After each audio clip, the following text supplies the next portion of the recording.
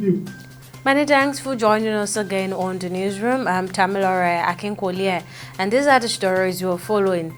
The Supreme Court has reserved judgment till a later date in the appeal filed in relation to the dispute over the last governorship election held in Edo State. After taking argument from lawyers to parties on Wednesday, a five-member panel of the Apex Court, presided over by Justice Mohammed Gaiba, set a date for judgment to be communicated. The appeal was filed by the People's Democratic Party and its candidate in the election held on September 21, 2024 by Asue Ighodalo.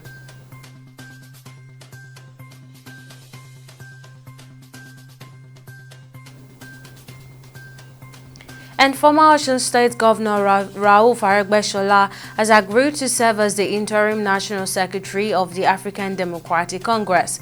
Former Kaduna State Governor Nasir El-Rufai said Aregbesola bemoaned the current political structure in Nigeria, saying that the political landscape is plagued by parties that like ideological death.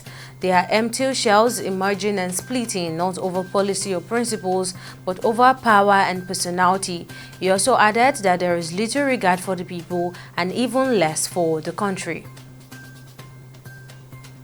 And the Minister of the Federal Capital Territory, Nyesom Wike, will on Thursday meet with chairmen of the FCT area councils, the Nigerian Union of Teachers, and the National Association of Nigerian Students to discuss the reopening of public primary schools in the FCT.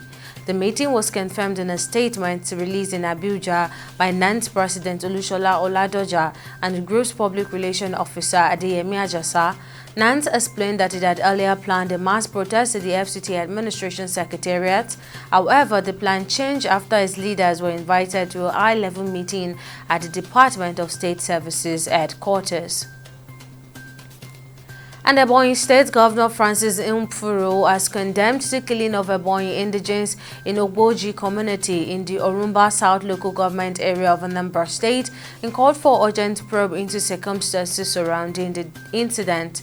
No fewer than 13 persons in Ebonyi State were on Monday killed by yet-to-be identified assailants in Ogboji community.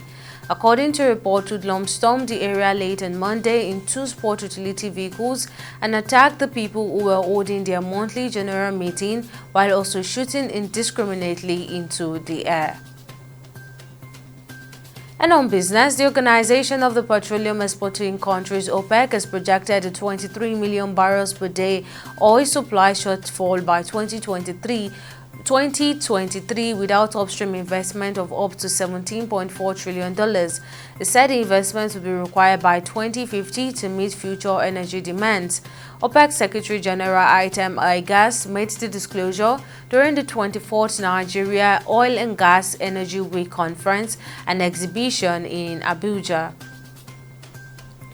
And on the global scene, Rwanda has exercised command and control over M23 rebels during their advance in eastern Congo, gaining political influence and access to mineral-rich territory, according to a confidential report by the Group of United Nations.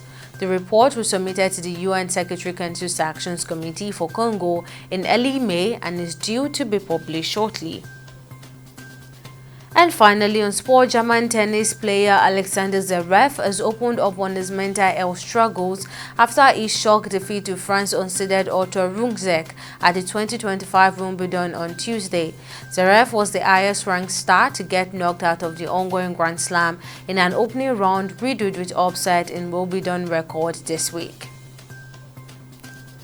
And those are the stories we're following at the moment. Thank you for watching. Join us again at the top of the hour for more updates.